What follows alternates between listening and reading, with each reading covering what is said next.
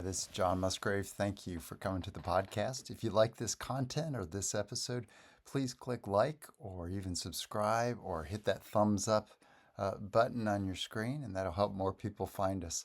Thanks for listening. As we divide out the Bible, one of the sections of the Bible that is referred to by Old Testament and New Testament Jews and us are the poetry part, or the poets.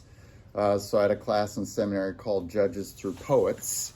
Anyone know what we're referring to when we talk about the poets? What books of the Bible would that be? I'll give you a hint, they're all together. Psalms, Proverbs, Song of Solomon, or Song of Songs. And today we're talking about Job. There you go. So there's your test-taking skill there. Job in the next 5. So you got 5 books of the Bible that we refer to as poets.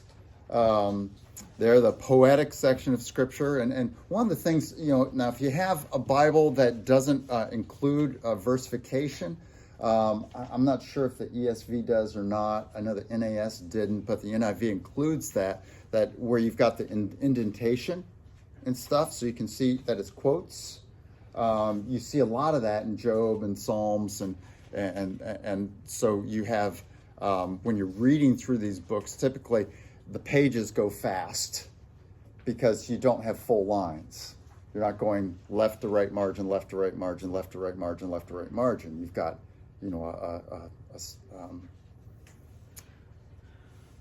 cola. That's the word in poetry, where you got, a set of words, like when you're reading a poem there. And so it's not just a confluence of stuff. Okay, so Job is the first of the poetic books that we have in Scripture. Not that's not saying that there's an author writing up fiction or just completely thoughts, but a lot of stuff that are thoughts about God in these 5 books of the Bible, as opposed to narrative. You've got some narrative going on. In Song of Psalms, you've got some narrative, and here in Job, certainly you've got some narrative, but a lot of discussion, a lot of thoughts and statements about God. Okay, so when does Job live? Do we think maybe? Don't die on a hill for it, but we think maybe Job lives when? Israel's in Egypt. Yeah, when Israel's in Egypt. Why do we say Job is not a man who lives after Egypt? What's our key point on that? He himself is offering sacrifices without the aid of priests. Okay, once you get to Mount Sinai, you've got priests. Okay, Levitical priests are established through the law at Mount Sinai under Moses, and the Levitical priests are, of course, they come from Levi, and so you got to have Levi first, at least, and his descendants, enough to be priests and Levites, general Levites there. Okay, and when are we kind of guessing? Now, there's a wide range for when the book of Job was written, but where have we kind of plopped down as our most likely, or at least what I think is most likely, which you're free to disagree from? The writing of the book. Okay, Job's about great chaos going on to righteous people in the midst of other people who are less righteous, who are prospering and doing fine. When's a time where this message would be apropos? During the period of Judges. It could be during the period of Judges. That would be an earlier set there. Or the divided kingdom, yeah. And so I lean towards the divided kingdom. Now, Ezekiel, who is writing at the front of the exile, speaks of Job. And so that means Job is very well known by the time Ezekiel's speaking. And so that's one reason why we wouldn't put it in the exile itself, even though the exile is a period of where a righteous person might be wondering, why has this happened to me? I've been righteous. But since Ezekiel speaks of Job, we say, nope, Job is a well-known figure among the exiles, and so Job is not hot off the press. It's something in the psyche and realm and conscious knowledge of God's people. So divided kingdom would be good. Imagine being in northern Israel, and you are righteous and faithful and following God, and yet you're pinned to your land because of who you are. You're descended from Zebulun or Dan or Naphtali or Asher. You're one of the northern tribe people, so you're pinned to your land, but yet your king is encouraging Baal worship and the worship of the golden calves down in Bethel and up in Dan. And so you would have such a kind of stress. In the north, we don't always see that they're just impoverished and things are not going well for them. Under Jeroboam II, they're very wealthy. This is known in history. They're very wealthy and they're prospering and that kind of thing. Even though Jeroboam II was a pretty terrible northern king. And so you could see the book of Job going toward that. A righteous person in northern Israel with unrighteous people, wicked people around him, yet there's suffering.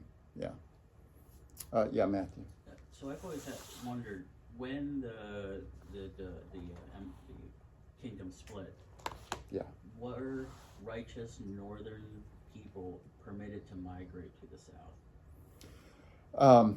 They probably snuck away for festivals. We see various kings of Judah inviting people from the north to come down for the festivals. But it may have been a little bit at risk, kind of like when Samuel goes to anoint David as king. Well, I mean, like you were talking about them being pinned to the land. Yeah. Is there anything, like, was that, you're not supposed to give away your ancestral land. You're Right. not supposed to just leave it. Yeah. Was there any relaxing of that, or is the covenant? There's nothing recorded of northern people leaving their lands to live in the south. Had they done that, which could have happened in certain cases, but it's just not recorded because of what word? Selection. Yep, there we go. Just not something we need to know. So great question there. Just kidding you. Get it? No. I'm not crying. Yeah, no.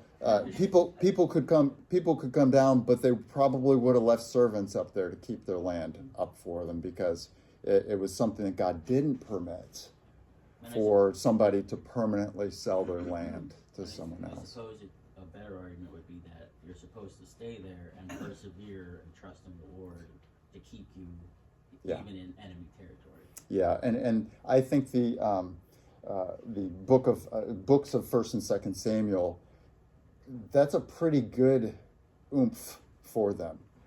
To the northern Israelites, pray for the situation here. Pray for your neighbors in northern Israel to come back under the son of David, because blessing comes through him according to the Davidic covenant, even when the son of David has been sinful, which you see displayed in 2 Samuel.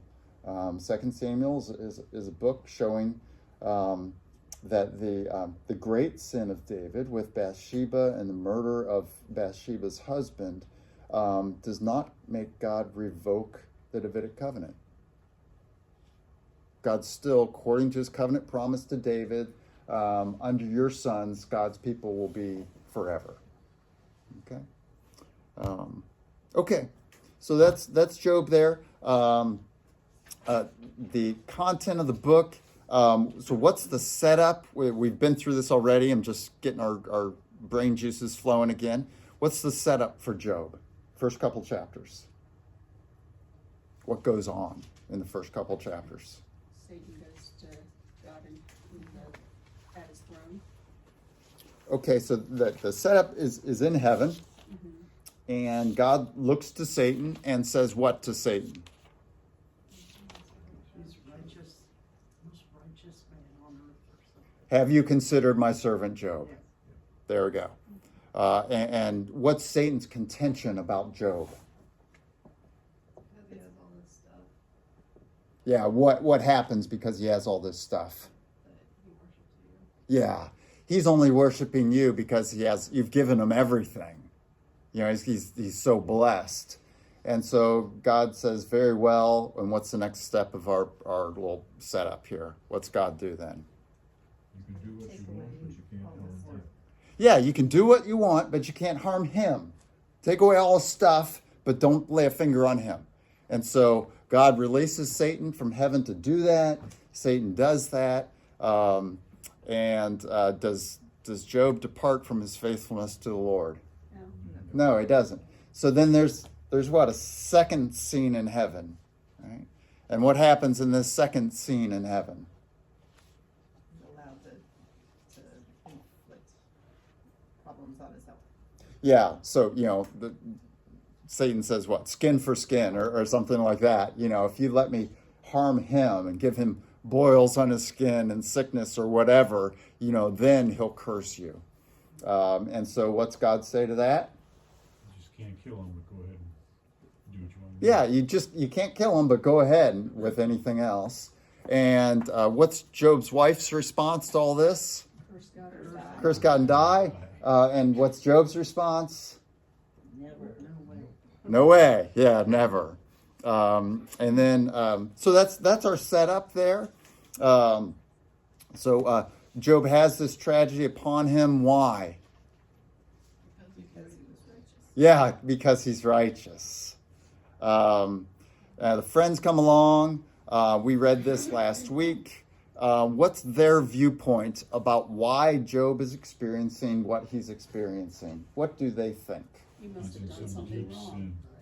Yeah, you must have done something wrong. You must be in deep sin. So we looked at those couple of verses there. I was reading this morning. I happen to be in Job right now in my reading. Job 22, if you flip back there, in addition to, we looked at 4 and 8 there to see the viewpoint of Job's friends. But Eliphaz, the Temanite, says, so Job 22, look at verse 4. And Allison, can you read this, verse 4, and Andrew, verse 5? Is it for your piety that he rebukes you and brings charges against you? Is not your wickedness great?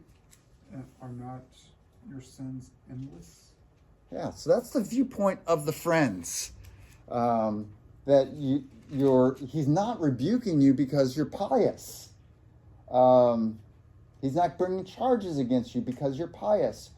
It's because your wickedness is great and your sins are endless. And then he goes on from there to give false accusations of things that are the opposite of what Job has done, which we know from previous verses there. Okay, so that's the viewpoint of the friends. And what do we call this kind of wisdom that the friends have? Yeah, good. Proverbial wisdom. That was Christine, everybody.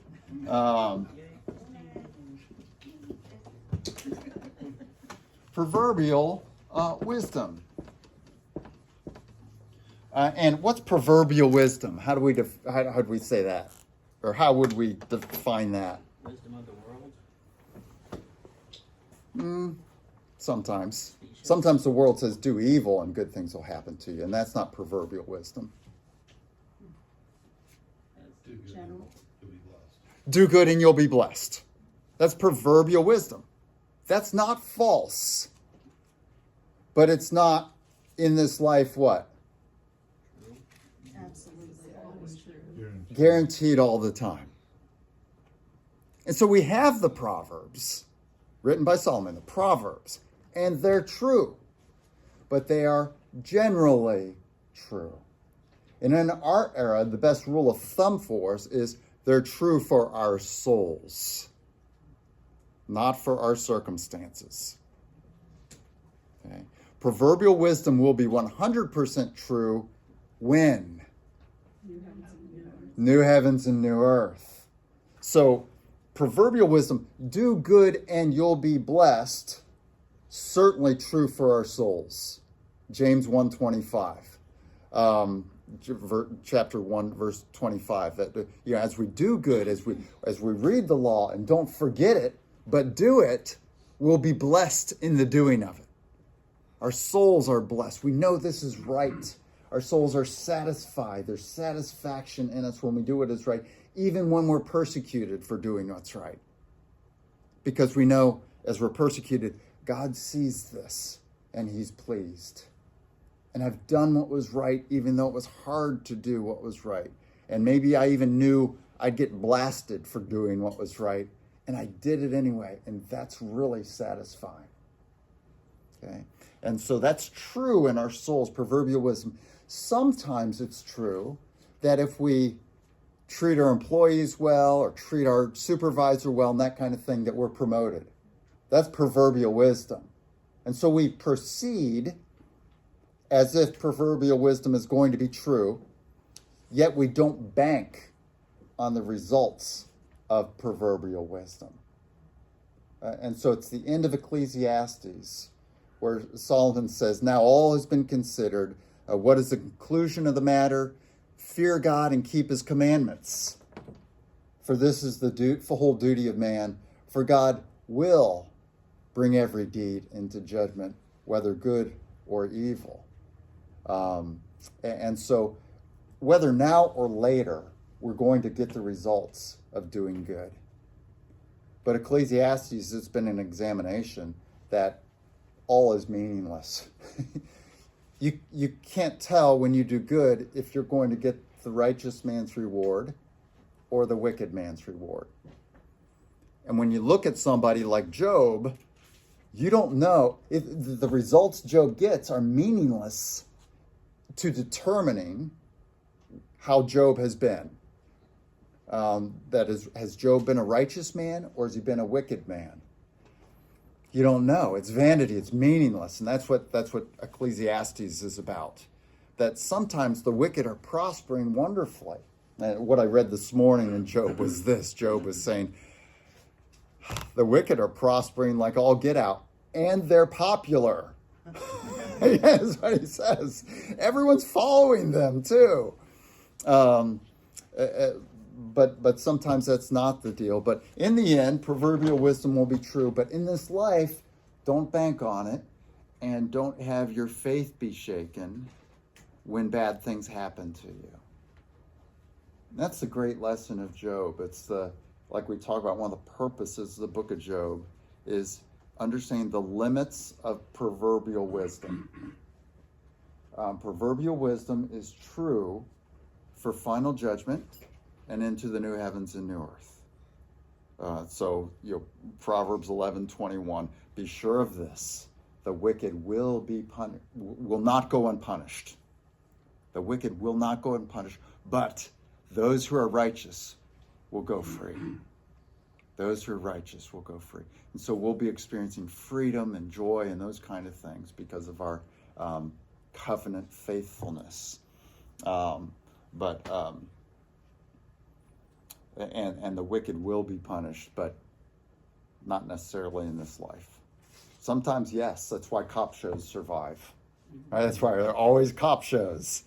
And cop shows know that there's this satisfaction, and we'll always come back to seeing the bad guy who's just about to get away with it have some clue revealed, and then he gets nailed in court, and you say, whoo, Jack McCoy is awesome, right?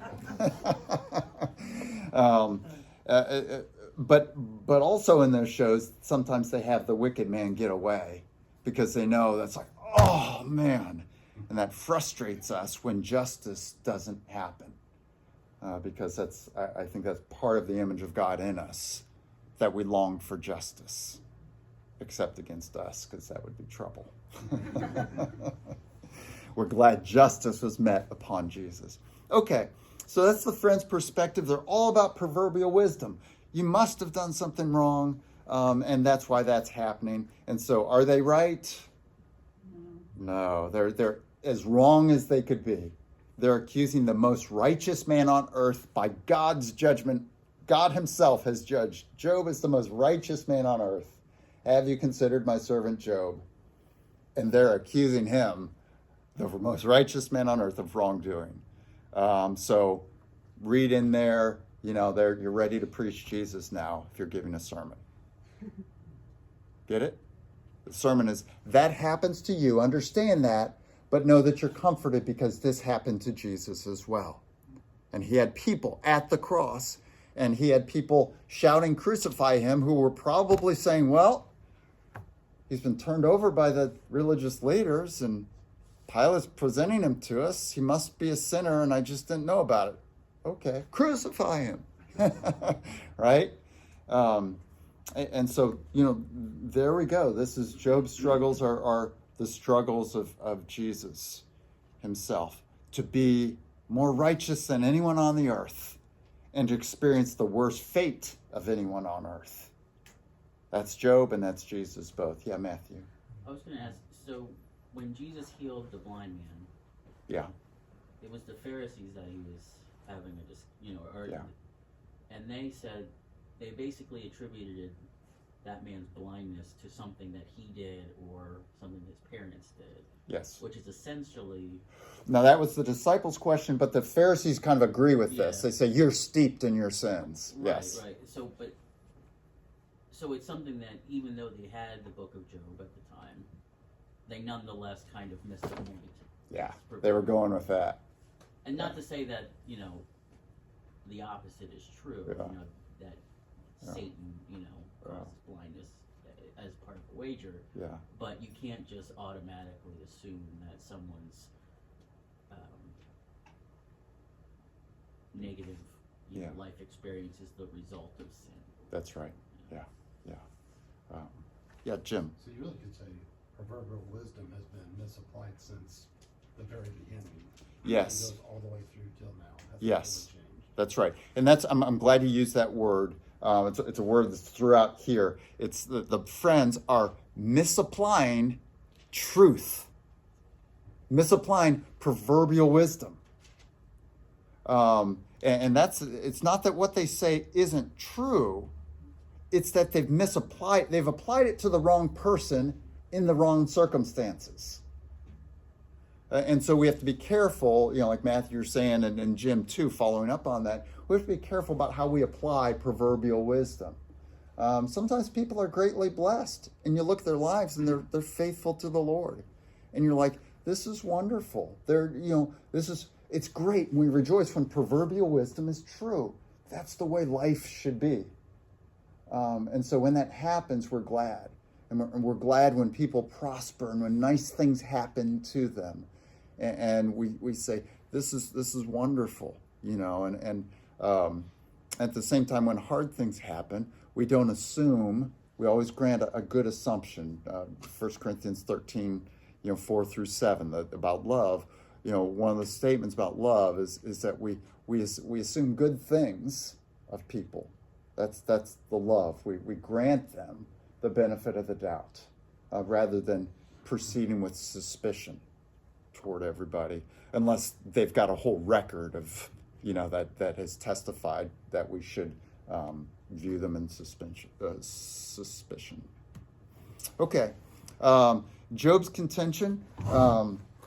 Let's go to 6:24.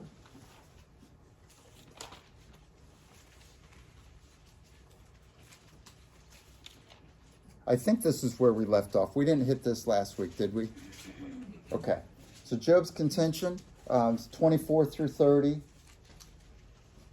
This is how Job replies to his friend Eliphaz has spoken and accused him of sin. So Job's replying to that.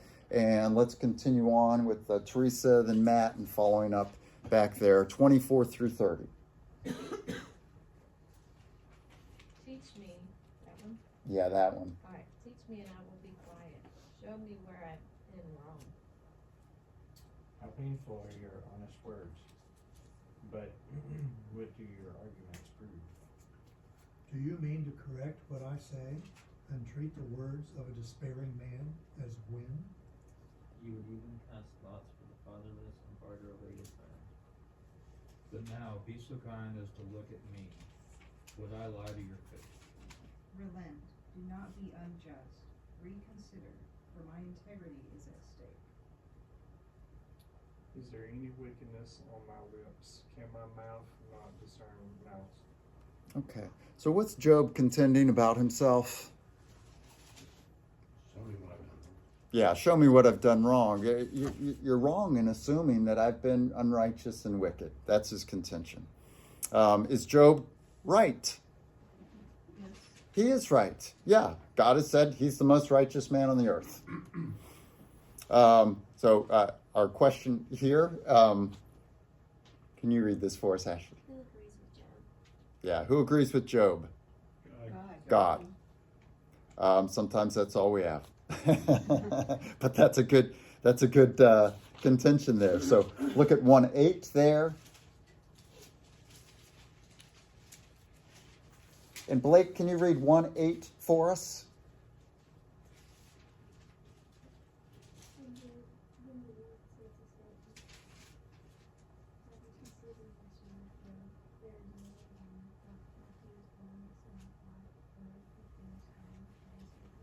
Yeah, thank you. So that's Job's contention, and he's correct. Job and God are on line there, or in line with each other. Okay, next. Job's request. This is what we see Job saying a number of times throughout the back and forth. His friends speak, Job responds. His friends speak, Job responds, all the way through until we get almost to the end of the book. Job's request. Let's read 13:3.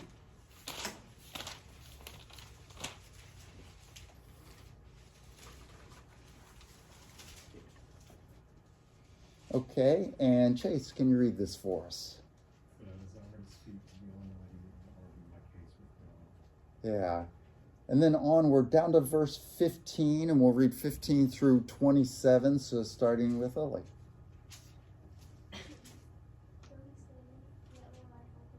Isn't that a great one?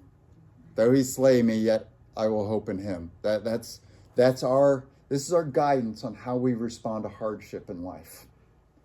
God is sovereign. Job understands God has brought this on him.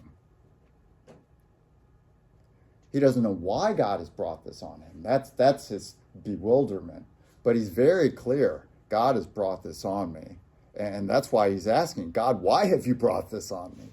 But the statement of his faith in the midst of everything happening to him, boils on him, scraping his boils with pottery and all that gross stuff, yeah, is though he slay me, yet will I hope in him. There's no place better for us to go. It's when things go wrong for us, we don't leave God, we don't leave the church, because things aren't better not being under his care. Things are better being under his care, even if he slays us. And if he slays us, then what happens to us? We're in heaven. So that's even better. So it doesn't make sense. All blessing comes from God. And when we step out of his will and his desire and faithfulness to him, we step out of his protection and make ourselves liable to his discipline. And so when bad things are happening, we don't want to compound that by then deserving his discipline by being unfaithful to him. We just continue to be faithful and say this, though he slay me, yet will I hope in him. Okay, go ahead, Lily. Okay, so this is Job's request. He wants to defend his ways and say, God, you know I've been like this, right? I've done this, I've done this, I've done this, I've done this. Explain this to me now. Okay, onward, Faith. This will turn out my deliverance, for no godless person will dare come before him. Listen carefully to my words. Let your ears take in what I say. And then Laura. Now that I've prepared my case, I know I will be vindicated. Can anyone bring charges against me? If so, I will be silent and die. Only grant me these two things, O God, and then I will not hide from you. Withdraw your hand far from me and stop frightening me with your terrors. Then summon me and I will answer, or let me speak and you reply. How many wrongs and sins have I committed? Show me my offenses, my offense, and my sin. Why do you hide your face and consider me your enemy. Will you torment and wind-blown leaf? Will you chase after dry chaff? And Allison. For you write down bitter things against me, and make me inherit the sins of my youth. You fasten my feet in shackles. You keep close watch on all my paths by putting marks on the soles of my feet. Okay. And so, verse 26 there, what's Job admitting? And helps us understand. When Job says, I'm blameless and I'm righteous, what's he admit there in verse 26? Yeah, he sins. And this is a statement you hear Job make many times throughout the book. He's not contending that he's sinless. He's contending that he's righteous and that he's blameless in his being faithful to God and walking in God's ways. And again, that's not 100% sinlessness when you say blameless or faithful, that kind of thing. Faithfulness is not going after other gods and not seeing God's commands and saying, well, I'm going to do this other thing instead, as a purposeful kind of thing. Okay. So our question here, what does Job want? What's his request of the Lord? He wants a hearing. He wants a hearing. Yeah. What does Job not understand? Big picture in the book of Job. What's Job not understand? I've always thought God doesn't owe him a hearing. Correct. So Bob said God doesn't owe him a hearing, and the answer is correct. Yes. What's Job not understand? He has no right to question. Not aiming that way. Understand about the bet. He doesn't understand the bet. He doesn't understand. See, that's his question. That's what he doesn't understand. He understands he's righteous. He understands God's sovereign. He understands God is good. What he doesn't understand is how all this fits together and why this has happened to him. He doesn't understand that God is so pleased with him that he held him up as an example before Satan. That's what he doesn't understand. If he understood that, he would be able to endure better.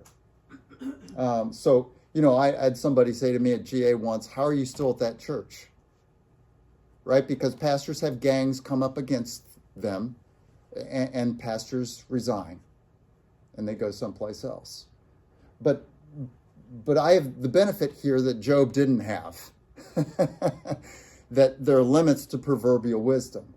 Sometimes because you're being faithful, wolves attack you and they come after you. And so you see that they come after Moses, they come after David, they come after all the prophets, they come after Jesus, they come after Paul.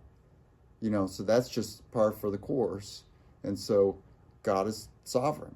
And so Job can be a sinful person who's done his best to be faithful. And I thought, I've done my best to be faithful. I haven't done anything underhanded here.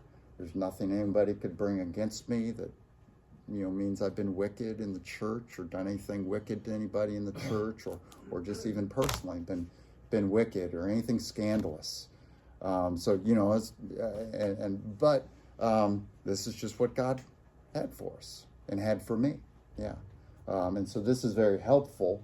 But I could understand from Job that sometimes it's not proverbial wisdom isn't always true. Yeah, Matthew. Understanding that he doesn't deserve a hearing in front of God, it is remarkable how confident he has to be to demand a hearing in front of God, especially acknowledging what he understands God to be and who he is and stuff like that.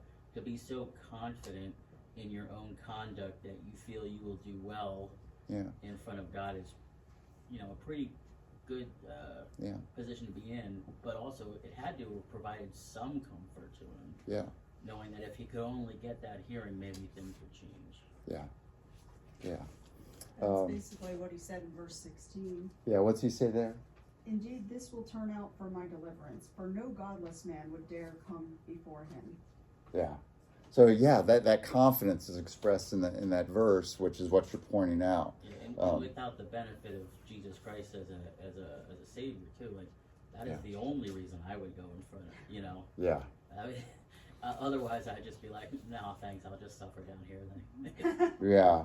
Yep. Somewhere in here, I think I read it yesterday, so I can't pin it right now, but he talks about, you know, God himself needs to be his advocate. And so, you know, that speaks forward to what Jesus does for us. But that speaks to, you know, we want to live our lives, as Old Testament and New Testament says, with a clean conscience, with a good conscience toward the Lord. And so you can see it like in 1 Timothy 1, maybe verse 6-ish, somewhere around there, where Paul tells Timothy to live and to pastor the church there in Ephesus with a clear conscience, a good conscience before the Lord, and sincerity of faith, so that you can just know, you know, like you know, I could back 10 years ago just know, you know, I haven't gone after anybody, I haven't lied, I haven't manipulated people. I just know that because that's been my mode of operation, you know, and that's not anything that's not anything hard to do. That's just, you know, there are some things like, if somebody would say, you know, the reason you're in trouble is you don't root for Michigan, I'd say, well, I can confidently say I don't root for Michigan there. So you know, it's like, you know, sometimes someone will say, well, you said this, and you're like, and I'm not, and you say, you know, 1, I didn't.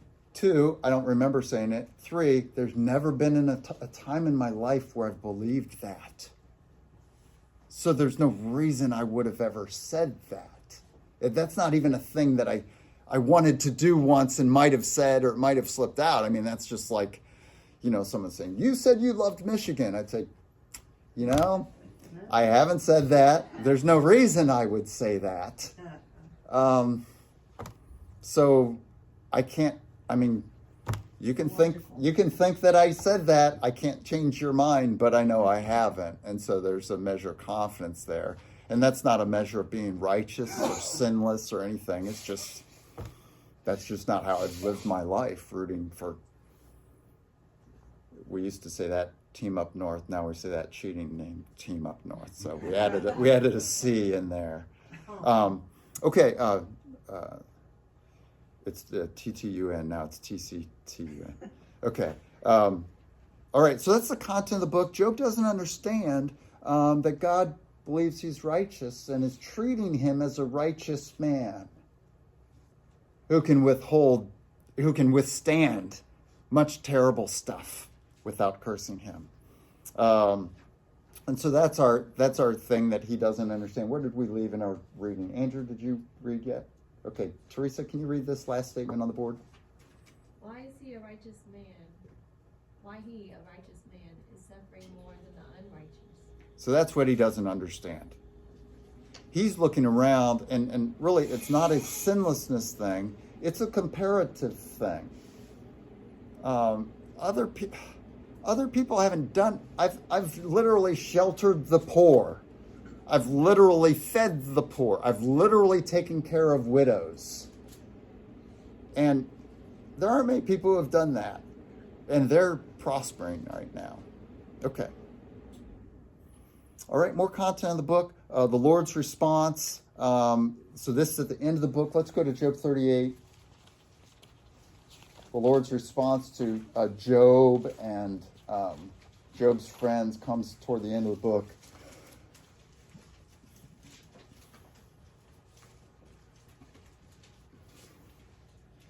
And great stuff. You know, a lot of, if you've noticed over the last maybe 3 months, we've begun our congregational prayer, you know, after the Lord's Prayer with praise. And that's all, mostly I'm reading from the Psalms and Job. Job is just rich with praise for God. And most of the praise for God is coming from the friends. It's just they're misapplying those kind of things. But Job also gives great praise to God there. But they're saying things that are true about God, really true about God. Okay, but the Lord's response to Job and his friends. So let's read this, and we'll just buzz down through this. It's great material. So 1 through 18. So Matt, we'll start with you, verse 1. Then the Lord answered Job out of the storm. He said, Who is this that darkens my counsel with words without knowledge? What's the knowledge that Job doesn't have? The bet. The bet. Okay, next. Brace yourself like a man, I will question you, and you shall answer. Yeah. Now, I will question you, and you will answer me. It's the God perspective on all of this. Isn't that great? God's like, okay, Job, I've heard you. That's fine. I understand you're upset. Thank you for not cursing me and knowing that I'm sovereign and still giving praise to me. I understand you don't know what's going on. Now sit down and shut up. Okay, John. Where were you when I laid the earth's foundation? Tell me if you understand. Don't you love that?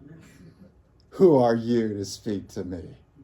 Where were you when I laid the earth's foundation? Oh, so great. Okay, next. Go ahead, Jeff. Who marked off its dimensions? Surely you know. Who stretched a measuring line across it? What were its footing set, or who laid its cornerstone?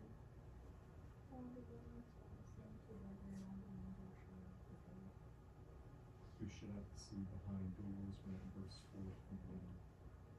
When I made the clouds its garment and wrapped it in thick darkness. When I fixed limits for it and set its doors and bars in place. When he said, This far you may come and no farther. Here is where your proud waves halt. Isn't this great? You get all this insight into God's creation.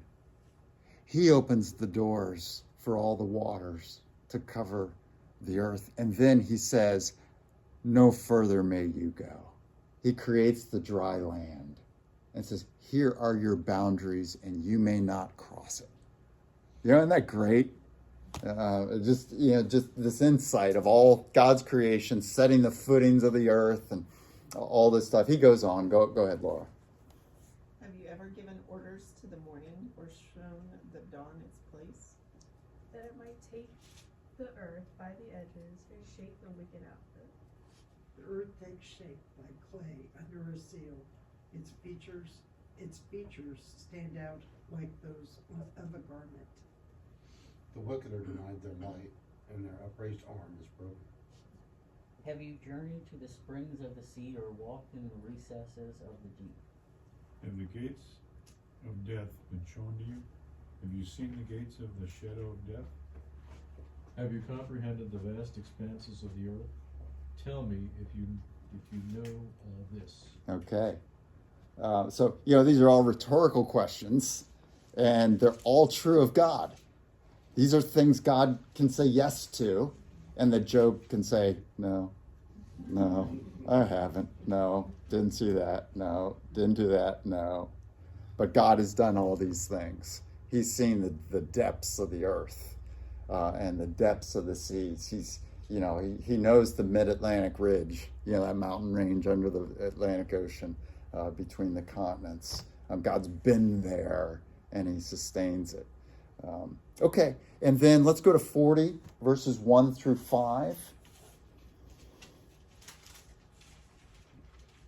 And Anna, verse 1.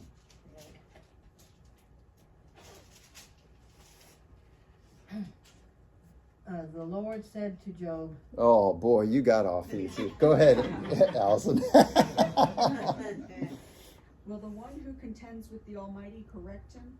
Let him who accuses God answer him. Then Job answered the Lord, I am unworthy. How can I reply to you? I put my hand over my mouth. I've spoke once, but I have no answer. Twice, but I will say no more. Okay, so Job says, okay, of course. Of course. So let's try to summarize the book. Job, What's it about, or what's the content of the book of Job? Let's go with that first. What's the content of the book of Job? What's a good summary for it? Somebody take a stab. Sometimes the righteous suffer and they don't know why. Sometimes the righteous suffer and they don't know why. That's a great summary of the book. Someone says to you, what's Job about? It's about sometimes the righteous suffer and they don't know why. Who's in charge of the suffering?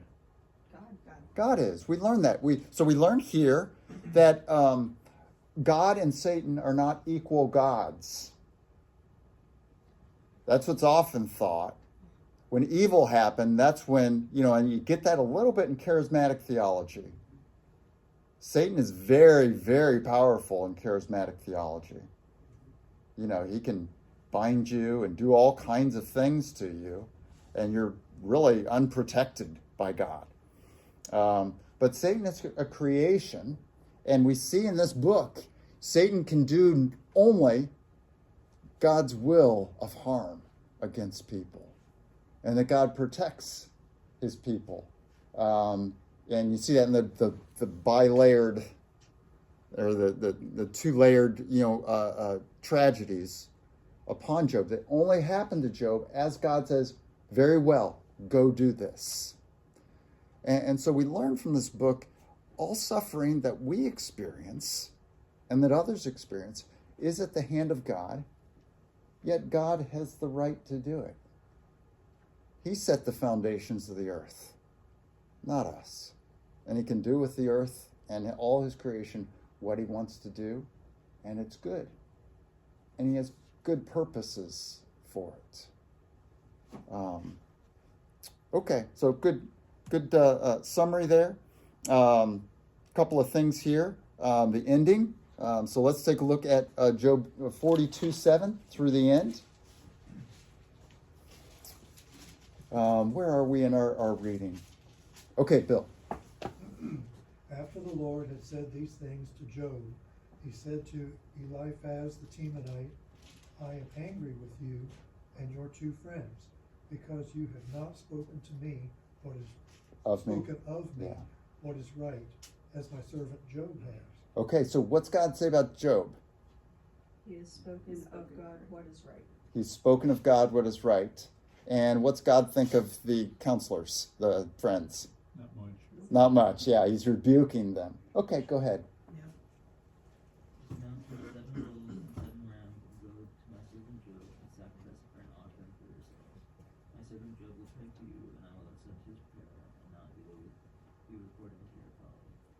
You have not spoken to me what is right, as my word, as my servant Job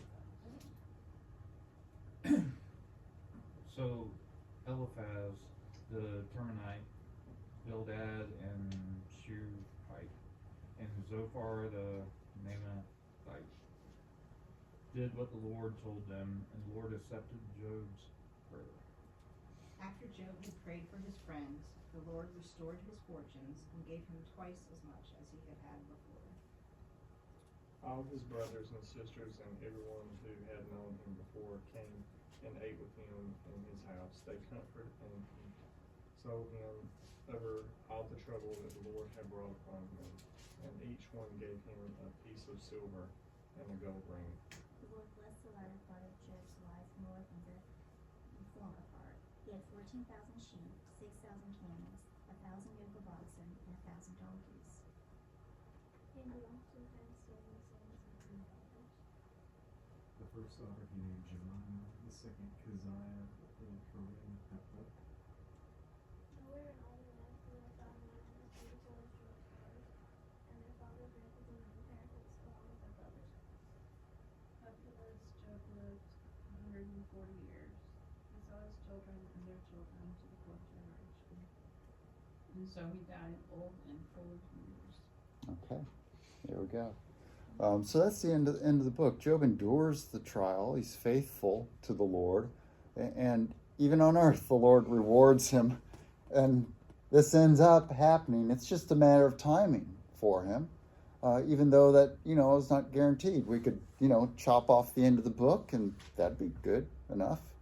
But the Lord yet rewards him, and so sometimes that happens to us in life too, that sometimes there's a sweetness and prosperity to us in whatever way that prosperity is. In the end, we just have to endure. We don't know what's over the next hill, and so we keep going. Okay. So our questions here: what's Job's evaluation of Job's friends? Thumbs down. Thumbs down. Yep. What's God's evaluation of Job in contrast? Thumbs up. Thumbs up. Yep. What is Job's end that God brings about? Blessing. Yeah, blessing and honor, and everyone had abandoned Job. Now all the friends and relatives come to him and eat with him, and honor him and celebrate with him. So that's good. Here's some themes of the book. We won't go through all this stuff, but theme: life is full of trouble. Okay, that's a big theme in the book. Here are verses that speak to this. All these verses here. Let's say basically life is full of trouble. Depression is witnessed, and so there are a ton of verses here where you see, if you want to understand someone who's depressed, read these verses. Depression is where there's a lack of hope.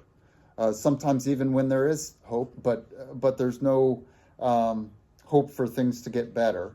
And so you see a ton of verses with that in it. Third theme: how to counsel the brokenhearted and the depressed. And so there's some good verses for that. In short, sit with them.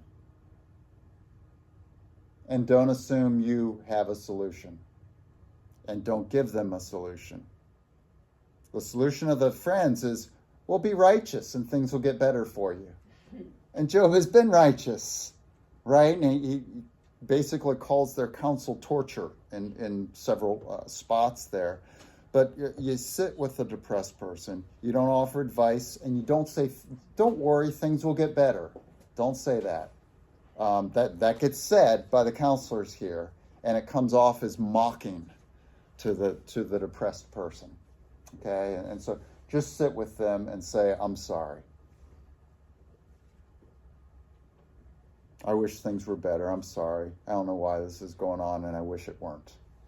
Show sympathy to this. Yeah, if you want to get these verses, I never intended for us to get through them, but I did want to put them up there. You can take a picture of this slide if you want to. It doesn't really come up in the camera. Is that available later for download? I can. Yeah, someone write that on your welcome slip, and I'll send those out to the congregation. How to take the friends. What they say is generally true. It's proverbially true. So a lot of times when you're reading this, you're like, yeah. It's just misapplied to Job. And so it becomes cruelty to Job. But what they say is generally true. Bob, can you read this bullet? There are great and true statements about God and great passages of praise in their speeches. Yeah. We won't read that, but we kind of got a sense of that in God's response to Job. But they say wonderful things about God. So does Job. These things are true. And then number 2, Jim, can you read this? But what they say is almost always misapplied to Job and his circumstances. Okay. So lots of things that are said that are true, and great passages of praise, things that are true of God and what he's done and how he is. It's just they're assuming that we will always experience the results of this in our lives. And sometimes we're just waiting, and sometimes there'll be lots of things for us that don't come true for us until final judgment and the new heavens and new earth. Yeah, Chase. Did Elihu speak accurately? Because God did the same thing Yeah, about him. I'd have to look, and in my morning reading, I'm not to Elihu yet, and so I'm not apprised of that. But I'll let you know. I'll probably send you an email this week when I get to it. I'll get to it soon. Okay. All right. Well, let's pray.